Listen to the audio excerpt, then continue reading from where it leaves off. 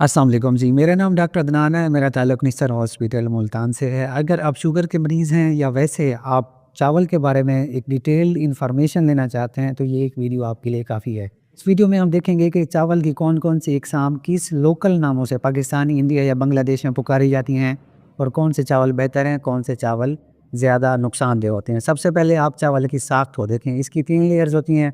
सबसे बाहर वाली लेयर ब्रेन, उसके बाद जर्म है, उसके बाद एंडोस्पर्म है। अगर किसी चावल में ये तीनों लेयर्स मौजूद हैं तो उसको हम कहते हैं ब्राउन राइस, कि उसका छिलका नहीं उतारा हुआ है। अगर इन चावल में बाहर वाली 2 तह उतार दी जाती हैं, सिर्फ अंदर वाली लेयर रह जाती है, उसको हम कहते हैं वाइट राइस। अब यहाँ पे एक चक्कर से आपने बचना है, जो हमारे आमतौर पर लोकली ज़ुबान में पुकारा जाता है। एक कच्ची कर्नल, दूसरा है पक्की कर्नल। कच्ची कर्नल तो सफ़ेद नज़र आ रहा होता है। अक्सर दुकानदार या मार्केट्स में जो पक्की कर्नल है उसको भी ब्राउन राइस कहकर पुकारा जा रहा होता है और उसको बेचा जा रहा होता है। हालांकि जो पक्की कर्नल है वो पीले रंग का होता है हल्का सा, और इसलिए उसको बना दिया जाता है कि ये जी ब्राउन कलर का है, ब्राउन राइस है। तो इससे आपने एक चीज़ ध्यान करनी है। उसके बाद कुछ चावल होते हैं जिसको हम टोटा बोलते हैं, छोटे छोटे टुकड़े हुए होते हैं, वो भी जो है ना इतनी हमें न्यूट्रिशनल वैल्यू नहीं देता, आगे मैं आपको बताता हूँ। और अगले नंबर पे हैं जो हम स्टिकी राइस जिनको बोलते हैं, चाइनीज़ हैं, या उसके बाद थाई राइस आ जाते हैं, जो जब पकते हैं तो आपस में चिपक जाते हैं, इनको हम स्टिकी राइस कहते हैं। ये भी न्यूट्रिशनल वैल्यू में ज़्यादा फ़ायदेमंद नहीं होते। अब शुगर के मरीज़ को कौन से चावल खाना चाहिए? जो हमारे पास ब्राउन राइस है उसमें क्या होता है, बेसिकली तीनों लेयर्स मौजूद होती हैं। उसको आपने उसमें हमें क्या मिलता है कि उसका जो ग्लाइसीमिक इंडेक्स है वो बहुत कम है। जब हम खाते हैं जब हम ब्राउन राइस को, तो हमारा शुगर अचानक से नहीं बढ़ता। शुगर के मरीज़ों के लिए मुफीद समझा जाता है। इसके बाद इसमें कुछ हमारे पास एंटीऑक्सीडेंट्स होते हैं, क़ुव्वत मुदाफ़ियत में ये बहुत बेहतर है। हमें फ़ाइबर बहुत ज़्यादा मिलता है इसमें। उसके बाद जो दिल की बीमारियों का रिस्क है वो थोड़ा सा कम होता है, और जो हमारी आँत की हेल्थ है वो बेहतर होती है। कोलेस्ट्रॉल थोड़ा सा कम होता है, और बाकी चीज़ें भी इसकी इम्पोर्टेंस में देखी जाती हैं। अब इसके जो नुकसानात हैं वो 2 हैं। किसके? ब्राउन राइस के। एक तो जो प्रेग्नेंट मदर्स हैं, जो हामला माएँ हैं, वो कभी भी ब्राउन राइस को ना खाएँ, क्योंकि इसमें आर्सेनिक की जो मिकदार है वो ज़्यादा होती है। और दूसरे नंबर पे वो लोग एहतियात से खाएँ जिन लोगों को फ़ाइबर से एलर्जी होती है। वो जब खाते हैं तो उनका पेट फूल जाता है, गैस बन जाती है, इस तरह के प्रॉब्लम देखे जाते हैं। ये 2 चीज़ें। अब हम आते हैं वाइट राइस के ऊपर।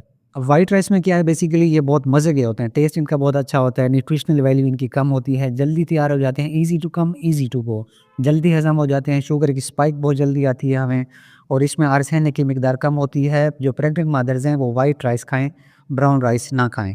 लेकिन जो शुगर के मरीज़ हैं उन्हें मैं आगे बताता हूँ क्या एहतियात करनी है। अब इसके फिर साइड इफ़ेक्ट्स हम देखते हैं कि जो वाइट राइस है उसके साइड इफ़ेक्ट्स हमें क्या-क्या देखने को मिलते हैं। उसमें एक तो ये है कि इसकी जो न्यूट्रिशनल वैल्यू है as compare to brown rice बहुत कम है। उसके बाद ये मोटापा करता है बहुत ज़्यादा। उसके बाद जो शुगर है उसको मज़ीद ख़राब करता है। जो दिल की बीमारियाँ हैं उनको बिगाड़ने में अपना किरदार अदा करता है। शुगर के मरीज़ों को ब्राउन राइस खाना चाहिए, वाइट राइस यानी कच्ची कर्नल, पक्की कर्नल, टोटा, या उसके बाद हम चाइनीज़ की बात करते हैं, या थाई राइस की बात करते हैं, या स्टिकी राइस की बात करते हैं, तो ये आपने इस्तेमाल नहीं करने हैं, सिर्फ़ और सिर्फ ब्राउन राइस इस्तेमाल करना है। वाइट राइस कभी-कभी खा सकते हैं, लेकिन जो है ना इसको आपने रूटीन में इस्तेमाल नहीं करना। अब अगर आपने वाइट राइस खाने भी हैं तो उसको क्या तरीका है कि आपने एक प्लेट ली, उसका आधा हिस्सा आपने सैलेड रख लिया, यानी उसमें सलाद है सारा।